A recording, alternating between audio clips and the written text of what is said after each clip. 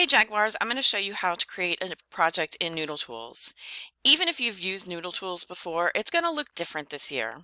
When you log in for the first time, you're not going to have anything listed here because all of your past projects are now listed by year in the upper right-hand corner. So if you want to look at an old project, that's where you're going to find it. In order to create a new project, you're going to click on the green New Project button. You're going to give it a project title. You want to call it something that will make you remember what it is. So it could be the topic, it could be your class and your year. Your citation style is going to depend on your teacher. So make sure you ask your teacher. Usually it's going to be MLA if you're in English class. And then some social studies and science teachers use APA.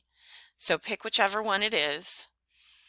Most people can leave it at junior. That's a really good medium level of citations. And then you'll click submit.